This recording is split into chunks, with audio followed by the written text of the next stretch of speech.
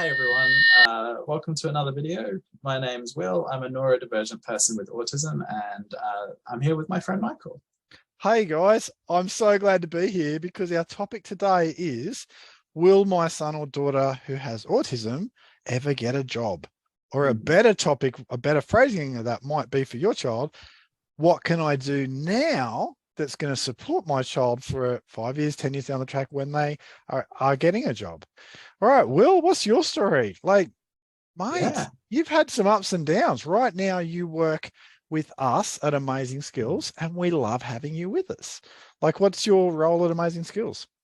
Well, currently at Amazing Skills, I am a group facilitator, which means that I take young people in our social skills courses and I teach them social skills, much in the same way that was done for me when I was younger. How exciting. That's right. And so you are a leader in the Peers course, which Peers is an evidence-based course that equips teenagers with 14 different social skills over a period of 14 weeks. You're also a leader in our Minecraft mini groups. What do you do when you're a leader in Minecraft? Oh, well, Minecraft, I think, is one of our most genius programs. Because instead of asking the question of how do we get children away from the iPad, we ask the question of how can we use the iPad to teach our young people social skills. So we get them on Minecraft, we get them in a group of people, we get them socializing with each other, and while they're socializing with each other, we're semi-organically, semi-structured, teaching them some of the social skills for that week. That's right. And just because there's going to be some parents who are like, you know, how does this work, Will? Because if they saw you when you were 14 having meltdowns at school every day, they wouldn't have predicted that you'd be able to help people so much. Will, you also are a leader in our boys program, Friendship Hero? You know, like what sort of skills do you teach kids in that? So here is Will, who is neurodivergent, helping kids get that they can make it. You know, like what sort of skills, say this week when you covered for me in one of them, what sort of skills do you convey in those sort of sessions? Yeah, well, I'll tell you what, Michael. If I'd known that I would be on the other side of the table, as it were, teaching the social skills when I was young, I wouldn't have believed you. You wouldn't have believed me. What is that? I wouldn't have believed you. It's just, I guess it's a dream come true in many ways, being able to help people the same way I was helped. And I think, sorry, we're getting away from the question. We are, but that's okay. You're saying when you were young, see, this is what parents really wanted to hear. You didn't have the belief that you would develop your interpersonal skills to the point where you can be helping teenagers develop interpersonal skills. What's going on there? Help us understand. Well, I think my journey was very much one of, it was a very gradual growth where I started with, so this is going to sound a bit strange, but I literally had a moment early on in high school where I suddenly got hit with the realization that other people had thoughts and feelings and dreams that were similar, if not identical to mine. Really? And yeah, and that gave me a moment of like, man, like all of these people are thinking and feeling like I am. I want to go out there and help them. And for me, throughout my entire high school life, that was the driving, that was kind of the driving motivation behind everything I did. I wanted to learn how to help people. Now, I had a little bit of that in primary school. It was less, like I always wanted to be kind, but it was less directed, less focused. And so in primary school, when I was doing those social skills courses, I didn't even have the concept of empathy yet. I hadn't developed that yet. So for me to be sitting there helping other people, I probably would have been like, okay, that's cool. I don't even know what that means. Wow, this is great news. By the way, we didn't plan what we were going to chat about today. We were just like, we'll see where this goes. Oh, yeah. Okay, so long story short, Will works with us at Amazing Skills. He delivers social skills programs for teenagers. He also runs parent sessions, equipping parents with skills to help their kids. Like, Will, we're just super grateful you're here. I guess there are things that led up to this. You know, if we go back Mm. a step, before you were with us, you were a student welfare officer in a school, you know, and Mm. what was your role in that? So in that role, I was how to explain. I was How did there, you help kids when you're in yeah. that role? I was there to kind of be the person who listened when no one else had time to listen. So my role was to be in classrooms, be on the playground, be available to parents, so that if there was a problem that the young person or they were having, they could come talk to me, and we could work something out. So I was kind of Okay. like I was the person who heard people and then advocated for them in the school. Okay, cool. And Um, and that used to be called a chaplain back in the day, yeah, yeah. but now it's a, so how did, and then you got to that point because what did you go and study after school? Yeah, well, I ended up doing a degree in teaching, but I found personally, and this isn't every teacher's experience, but I found that I was really overwhelmed by how much curriculum and assessment work there was, to the point where I wasn't getting that time to go and listen to the kids. I wasn't getting that time to be there to empathize with them. Um, and I decided I really wanted to be that person. It goes back to my motivation of I want to help people. And so I found I wasn't able to help people in the way that I wanted to. So it So wasn't achieving your goal. So have you got a yeah, Bachelor of Teaching or a Bachelor of Education? Bachelor of Education in Primary School Teaching. Got it. Hey, that's Yeah. the same as what I started out with and still have. Okay, so and then you go back before that.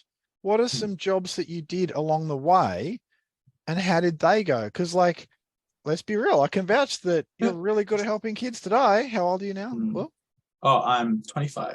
okay, 25. You're a 26. My 20, birthday was a few 20, days ago. congratulations. Happy birthday. Thank you. Survived another 365 days in a row. So you're good at your work now.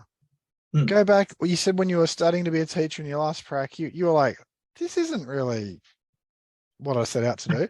But go back before then. What are some of the other jobs that you've had along the way to build up your Well, skills? look, I'll be real with you, Michael. It was a really rocky road for me to get my first two jobs. My first job, my mum actually got for me. Go, mum. Hats off to Yeah, mum. Can everyone write a nice comment in the chat to William's mum? please But do. She dear, deserves it. dear William's mum, thank you for being awesome and believing in him before he believed in himself. Yeah, William. So what was the early one? Well, the first job I got was working in a tavern. Yeah. So I got my responsible sales of alcohol, Yep. and I worked in a tavern. And I was really, really bad because I was never taught work ethic. So something I found in my first job is I didn't get that there were certain rules you were supposed to follow at work. Like And it what? took me a long time to realize that. Just simple things like even just stuff like call ahead if you're not going to make a shift. Oh, right. Yeah, so stuff that like basic etiquette and politeness that I just didn't know about back in the day. Wow.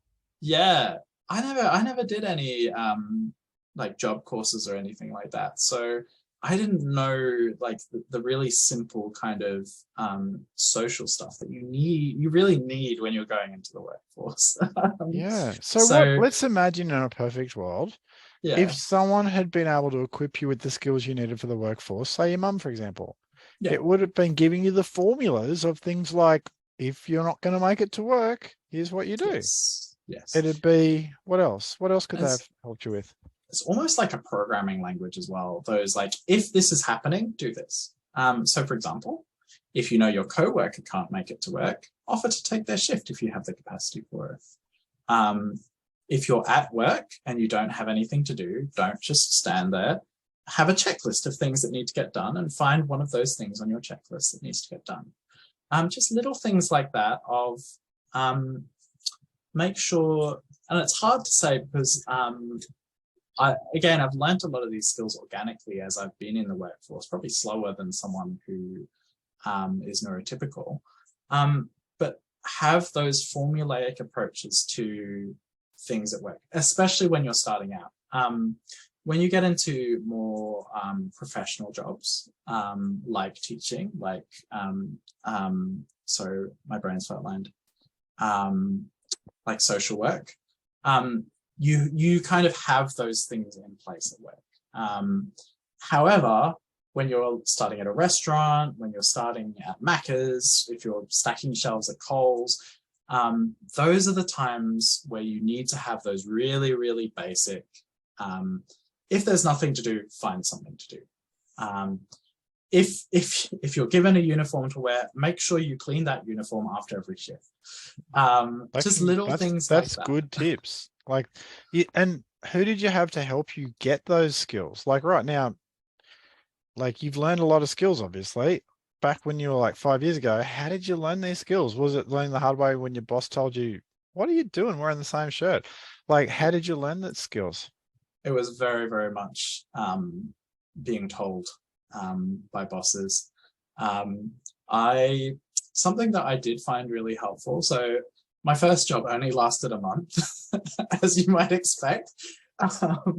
My second, not bad. A month to start. So your first job lasted a month. Yep. What was your second job?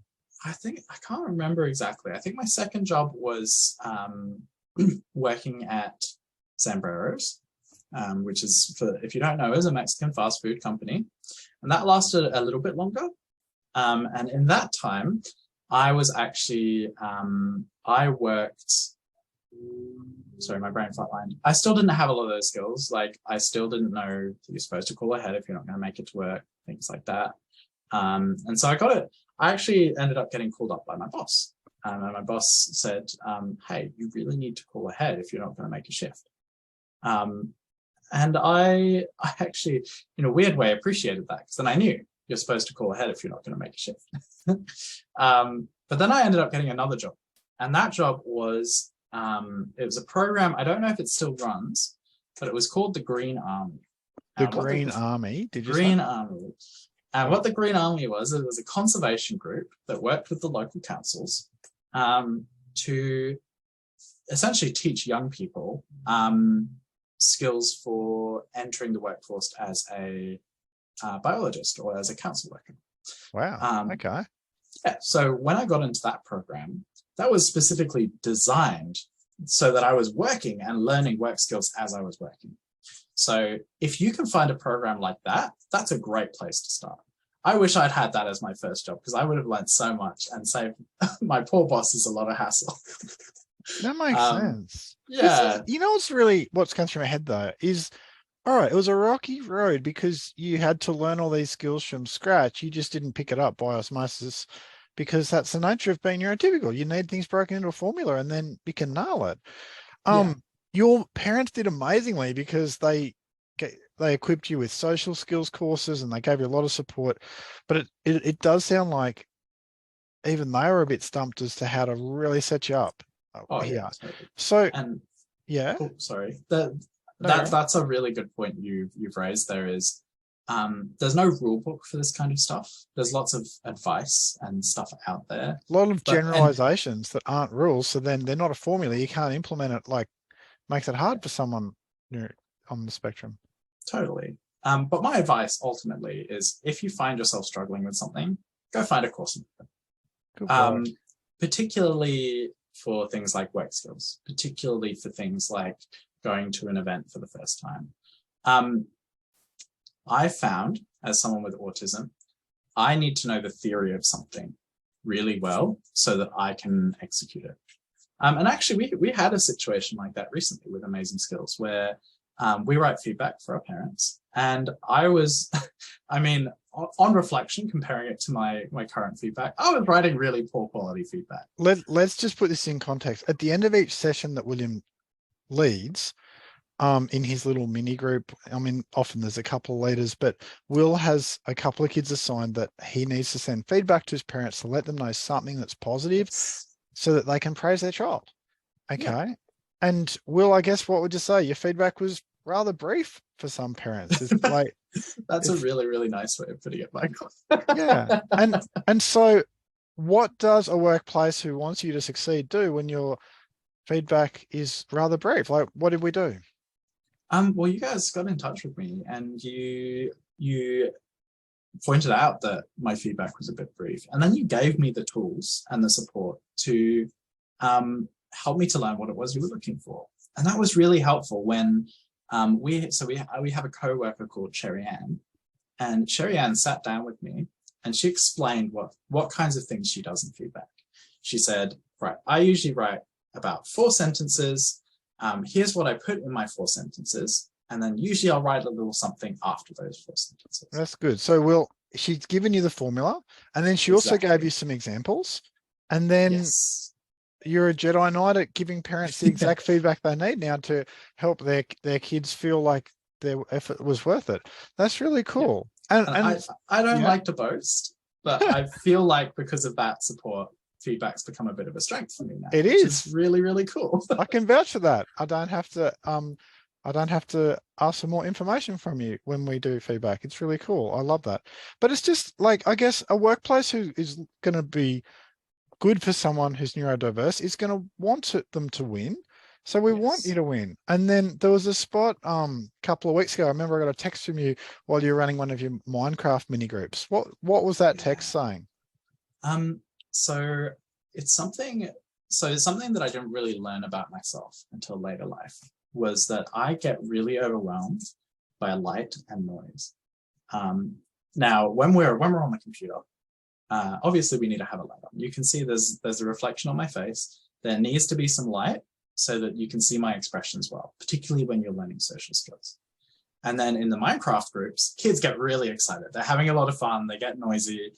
And what I was starting to realize is that I was starting to get really mentally and cognitively overwhelmed and worn out by that light and that sound. So in the past, and in my other jobs, I hadn't felt confident enough to reach out and say, hey, I need support for this. What was really nice, though, is when I reached out to, because I decided, we're a company that works with neurodivergent people, and everyone in the company is really nice and really caring and really kind. So I decided to reach out and let David, who was leading Minecraft at the time, know, hey, I'm really struggling with the noise in my group. And what ended up happening is we were able to put in some really good systems to help me cope with that. So things like, my first group is still really noisy, but my groups after that tend to be a little bit quieter now, which is really good. We also have like some numbers I can call if I'm starting to feel overwhelmed. Things like that, where it's just little things in place to help if things start to go wrong. And it's also on that, Will, everyone's delighted to help you. You're one of 5 people in our organization who are neurodiverse out of which is a pretty high percentage. And we want you to win. We want you to succeed. And it's a pleasure to help. So putting this in context, when Will sent me a text about 3 weeks ago, he still had, I think about 15 minutes to go with that particular group you're working with. And it was like, Michael, I'm getting overwhelmed. Can you help me out? I don't even think it said, can you help me out? I think it just said, Michael, I'm getting overwhelmed, which was the best you could do in that moment, because you've got, your group going, just having fun, and you're trying to be there and you're trying to send a text. And I turned up to your Minecraft group and I'm like, no, I've got it. No worries. I'm here for the next 15. We're good. And I think you said something like, oh, do you want to come back in 5? I'm like, no, it's good. Go and enjoy the rest of the time off. And it's a pleasure to do that. And it's like all that an employer needs to do for someone who's neurodiverse is put in the systems, but they can't know ahead of time to put the systems in if they haven't been told. Yes. I definitely recommend being open with it and letting people know, especially if you're in a setting that's going to be really noisy or trigger your, if you have anything that overwhelms you. That's right. I definitely recommend communicating it. It's something I haven't done until I worked with amazing skills, and it's overwhelmed me by how caring everyone's been. So definitely recommend. As we know, not every workplace is accommodating. What I recommend in those circumstances is I actually know some people who are not neurodivergent, who they work with employment organizations. And those organizations specifically know their needs. They help them find jobs that meet their needs. But then the other thing they do is they look out for that person as they're going. So I had someone who was with one of these employment agencies, and they had something happen to them at work that really triggered some of their mental health issues. That employment agency heard about that, and without them reaching out, gave them a call just to check in and make sure they were okay. So having an organization like that at your back, if your organization doesn't do it, can also be really helpful. That's right. And the other thing is finding a job that fits what you're built for. It wouldn't make sense to make you a DJ at weddings. Oh gosh, no. Loud, rubbishy, flickery lights. It's just, that's not what you're built for. Helping kids develop social skills, that is what you're built for. You want to find something that you're built for. So what I'm also thinking is going back to like when you're a teenager, because the mums here and the dads are like, how can I get my little guy to the point that Will is when he gets that age? What could your parents have done, or what do you wish they'd done to set you up for work, given that they did everything they could? But let's imagine if you had a magic wand, what else could they have done? I think I would have loved to have gone to a social skills course. And to an extent, I did do some stuff like that. So when I was in school, I was really big into acting. And I wanted to go to WAPA, which in WA is like the big acting school. So I went to a prep course to get into WAPA. So uni prep was great. I knew exactly what was coming when it came to university. Something like that for finding a job would have been super handy. So something that kind of talks about what do you need to put on your resume? How do you write a resume? What's it supposed to look like? Because my first resume was like 5 pages long with like these massive paragraphs about how cool I was. It didn't have anything meat. It didn't have any meat. It was all fluff. And now that I've done a few resumes, now that I know what employers are looking for, I'm like, wow, I could never give anyone that resume. No wonder I couldn't find it. Well, you could, but let's be honest, it'd be entertaining if nothing else. It's like what you're describing makes sense. I mean, there's job skills program and there's programs and there's job skills programs. All you're looking for is a job skills program that breaks things down into step by step and formulas. Because someone who's neurodivergent is going to flourish under that, in that environment. So I guess if you had a magic wand, if you could go back and help 16-year-old Will, you'd be like, here's all the formulas. Yeah, here's a job skills program. I wouldn't do this as a parent, but if I was to go back and do it to myself, I would probably force myself to get a job in high school, because I think that people expect less of people in high school. They're not expecting you to know everything. They'll hold your hand a little bit more. And I think having that experience would have been really helpful, even just for a season. Yeah, that makes sense. So the thing is, as a parent, you're thinking, oh, it must be a job at Macca's. No, it can be mowing the next door neighbor's yard. Oh, totally. It can be house cleaning for your sister-in-law who lives 10 minutes up the road. And she and you both know 16-year-old Will's going to do a rubbish job, but over a period of time, he'll gradually become a bit better. Find me a 16-year-old who's great at house cleaning. You know, they haven't had enough life experience to see where all the stuff is.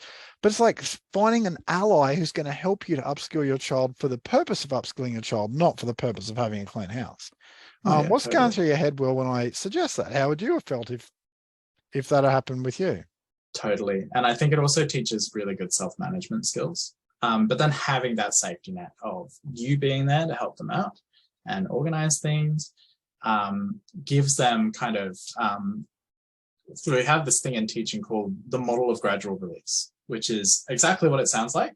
You start, you're doing everything, then you kind of give them a little bit of control, a little bit more control, a little bit more control. And as you're giving them more control, you take your hand off.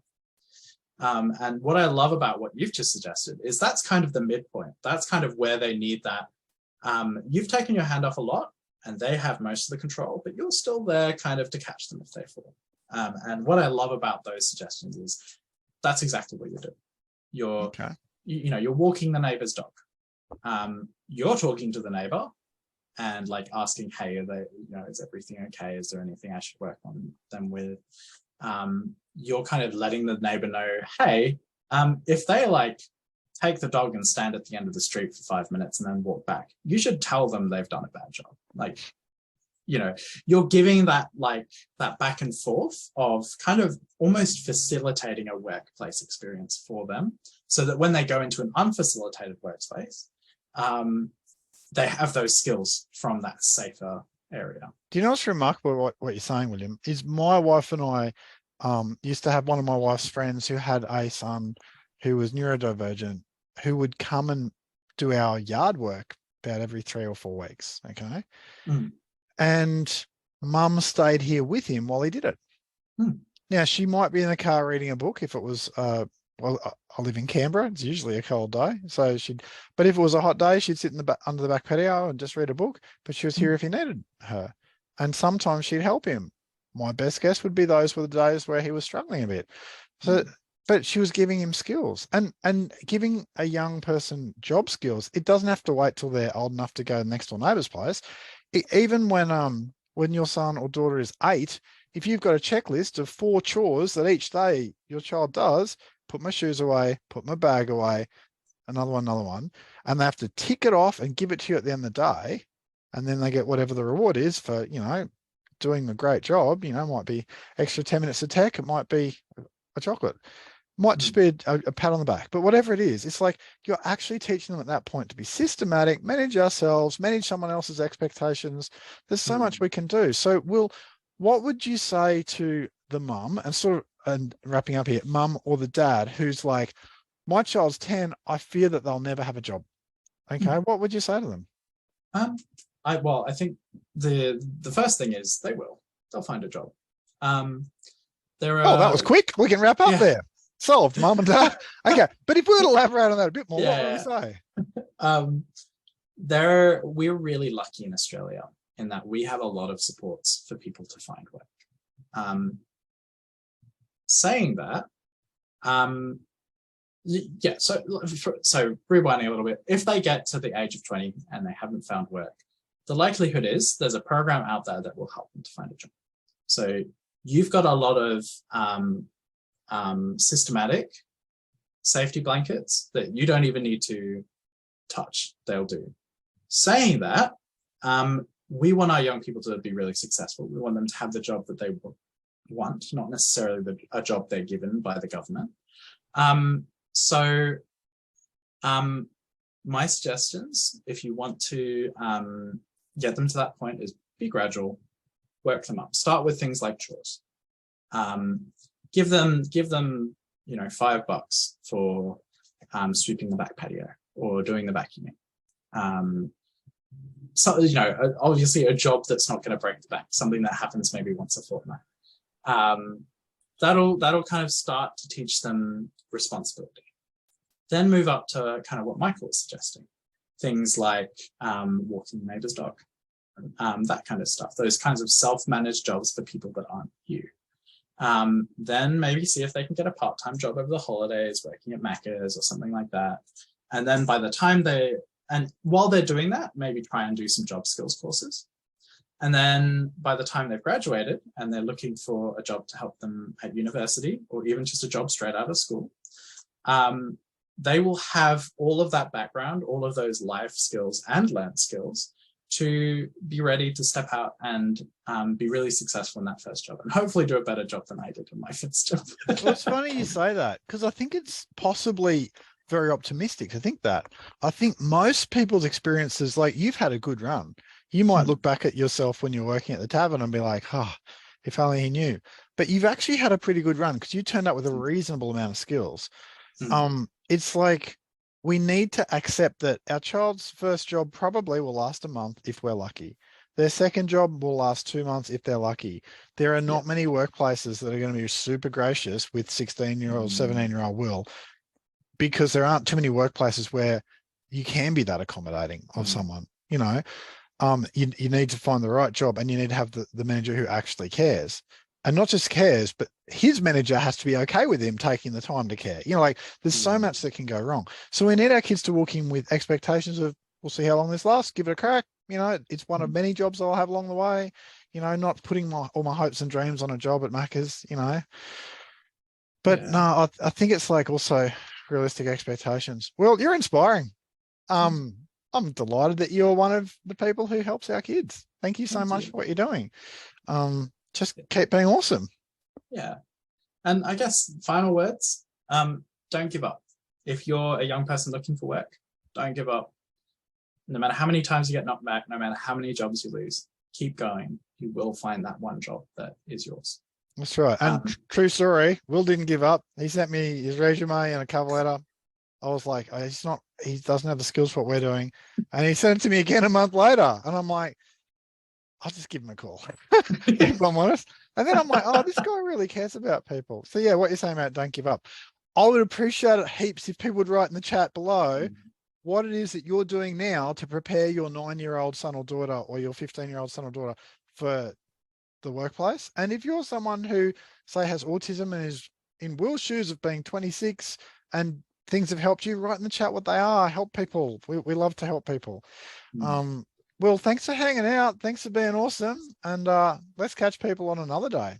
Yeah, take care, everyone. Bye. Hey, thank you for watching today's video. If you've had any experience with anything we spoke about in the video, feel free to leave a comment below. Sharing our experiences can be a great way to encourage people going through similar things. Also, if you like the sound of any of the programs we discussed in that video, feel free to check out our link below for more information on any of those.